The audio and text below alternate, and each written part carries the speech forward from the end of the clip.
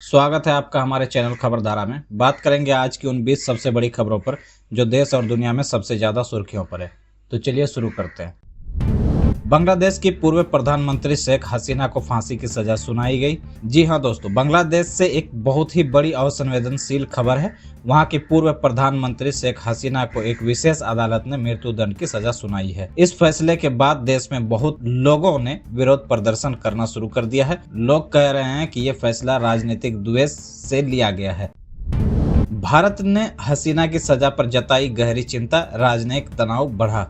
शेख हसीना को सजा मिलने से पड़ोसी देश भारत को भी चिंता हो गई है।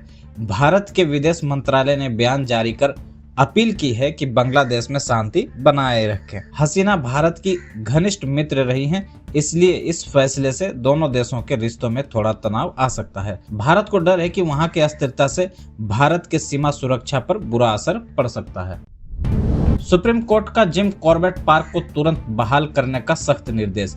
जी हां दोस्तों, पर्यावरण संरक्षण के मामले में सुप्रीम कोर्ट ने एक बड़ा आदेश दिया है। कोर्ट ने उत्तराखंड स्थित जिम कॉर्बेट टाइगर रिजर्व में अवैध निर्माण और पेड़ों की कटाई को तुरंत रोककर उसे पहले जैसा करने का निर्देश दिया है। कोर्ट ने सरकारी अधिकारियों को उनकी लापरवाही के लिए कड़ी फटकार भी लगाई है। दिल्ली बम धमाका, एनआईए ने एक और आतंकी सहयोगी को पकड़ा। राष्ट्रीय जांच एजेंसी एनआईए को दिल्ली के लाल किला के पास हुए पिछले बड़े विस्फोट के मामले में एक और सफलता मिली है। एजेंसी ने मुख्य आरोपी उमर नबी के एक नजदीकी साथी को गिरफ्तार किया है। इस गिरफ्तारी से स्पष्ट होता है कि राष्ट्रीय राजधानी में आतंकी नेटवर्क अभी भी सक्रिय है। अनिल अंबानी ने दूसरी बार ईडी की पेशी टाली, वर्चुअल हाजिरी की मांग। वित्तीय अनियमितताओं के मामले में घिरे उद्योगपति अनिल अंबानी ने प्रवर्तन निदेशालय के सामने यानी ईडी के सामने पेश होने से दूसरी बार इनकार कर दिया है। उन्होंने अपनी सेहत का हवाला देते हुए वीडियो कॉन्फ्रेंस के जरिए पेश होने की गुजारिश की है, जिसे ईडी ने अस्वीकार कर दिया है।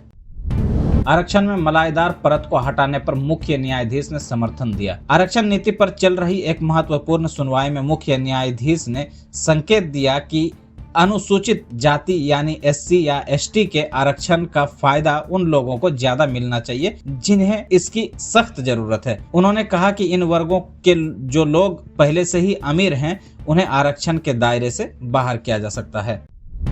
भारत और अमेरिका के बीच व्यापार समझौते का पहला चरण अंतिम होने वाला है। भारत और अमेरिका के बीच व्यापार को लेकर एक बड़ा समझौता अपने पहले चरण के समापन की ओर है। खबर है कि दोनों देश कुछ चीजों पर टैक्स कम करने और एक दूसरे के बाजार तक पहुंच बढ़ाने पर सहमत हो गए हैं। इस समझौते से भारत के कपड़ा और इंजीनियरिंग उद्योगों को बड़ा फायदा मिलने की उम्मीद है।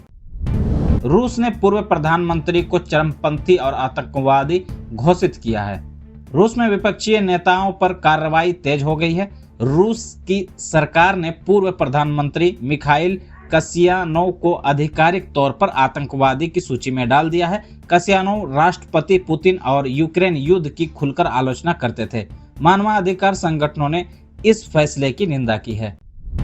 मारुति ने फ्यूल पंप खराबी के चलते 19,506 ग्रेड विटारा यूनिट्स वापस बुलाई। देश की सबसे बड़ी कार कंपनी मारुति सुजुकी ने अपनी लोकप्रिय एसयूवी ग्रेड विटारा की लगभग 40,000 गाड़ियों को वापस बुलाने का फैसला लिया है। कंपनी ने बताया कि इन गाड़ियों के ईंधन पंप में खराबी हो सकती है।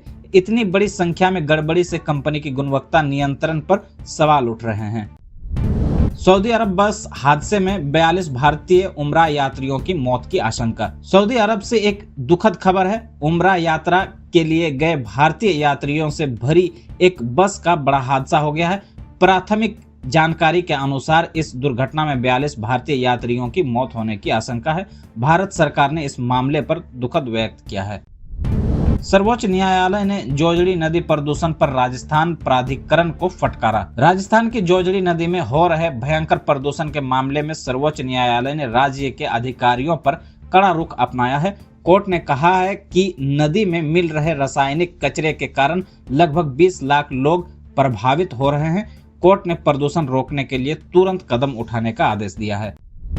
सहारा समूह अपनी कुछ संपत्तियां अडानी को बेचने की तैयारी में। वित्तीय संकट में घिरे सहारा समूह की एक कंपनी अपनी कुछ बड़ी संपत्तियों को अडानी प्रॉपर्टीज को बेचने की योजना बना रही है। यह सौदा इसलिए चर्चा में है क्योंकि सहारा पर पहले से ही निवेशकों का भारी कर्ज है। इस डील पर न्यायालय और नियामक की कड़ी नजर है। ईरान ने दुरुपयोग के चलते भारतीय के लिए वीजा माफी रद्द की। ईरान ने भारतीयों के लिए शुरू की गई वीजा मुक्त प्रवेश की सुविधा को तुरंत प्रभाव से निलंबित कर दिया है। ईरान का कहना है कि कुछ आपराधिक तत्वों द्वारा इस सुविधा का दुरुपयोग किया जा रहा था। अब व्यापार और पर्यटन के लिए ईरान जाने वाले भारतीयों को फिर से वीजा लेना।